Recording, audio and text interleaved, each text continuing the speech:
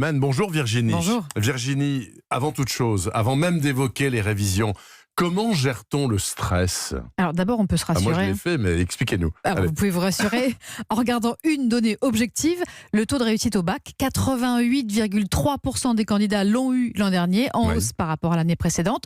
Donc c'est un examen exigeant, mais il ne faut pas dramatiser. Il y a même près de 48% des candidats qui obtiennent une mention. À ce stade, l'enjeu, c'est de trouver le meilleur endroit pour réviser, selon sa personnalité, là où on est le plus efficace. Donc chez soi, seul, en groupe ou à la bibliothèque. Ou au bistrot. Ou au bistrot, pourquoi pas, c'est peut-être votre personnalité, effectivement.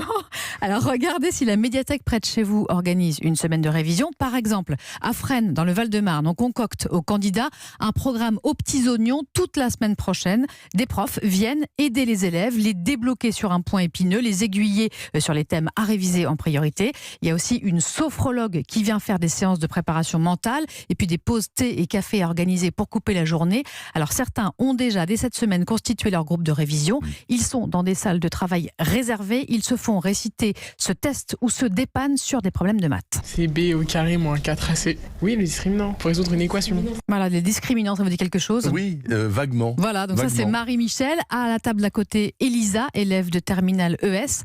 Pour elle, travailler en groupe à la bibliothèque, ça sert surtout à optimiser sa concentration et sa motivation. Toute seule, je me disperse, alors que dès que j'ai des amis à côté de moi, je me dis il faut travailler. La semaine dernière, j'ai essayé un anabac, j'ai pas réussi une question. Et du coup, mon amie, elle m'a débloqué parce que je connaissais pas trop la formule. C'était sur les fonctions. J'ai réussi l'exercice sur le bac blanc, du coup, c'était cool. Grâce aux amis. Grâce aux amis, donc dès qu'il y en a un qui arrête de travailler, qui lève le nez, les autres le lui signalent, c'est une surveillance mutuelle. Mais bénéfique, sans aucun doute. Et alors, sur le fond, sur les révisions, à une semaine seulement du début des premières épreuves, qu'est-ce qu'il faut encore privilégier? Alors, par exemple, en maths, l'heure n'est plus à apprendre son cours. Non. Il faut surtout faire des exercices dans les mêmes conditions qu'à l'examen. Voilà ce que nous dit Bertrand Galliot, qui est prof de maths et cofondateur du site lesbonsprofs.com. Il faut travailler sur des sujets de bac et exclusivement sur des sujets de bac. Il y a notamment des sujets récents qui sont sortis en 2019, Amérique du Nord et Liban. Il faut se les procurer et travailler sur ces sujets-là. Si on a une épreuve de 4 heures, on se fait les 4 heures d'épreuve comme si on y était? Alors non, pour préparer une épreuve de maths, il n'est pas nécessaire de faire les 4 exercices directement. On peut en faire 1 ou 2.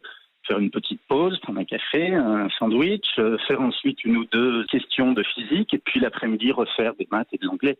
Voilà, il ne faut pas se faire forcément les 4 heures d'affilée. Donc le mieux, c'est d'aller chercher sur Internet les sujets qui sont tombés il y a quelques jours ou quelques semaines. Vous savez, c'est un petit peu anticiper les épreuves en Amérique du Nord, par exemple, à Pondichéry ou au Liban. Oui. Voilà, c'est le meilleur test. Et puis, n'hésitez pas à interroger vos professeurs sur les sujets qui peuvent tomber. Souvent, il y a quand même un lien avec l'actualité. Par exemple, les échanges commerciaux États-Unis-Chine. C'est pas un chapitre à négliger cette année.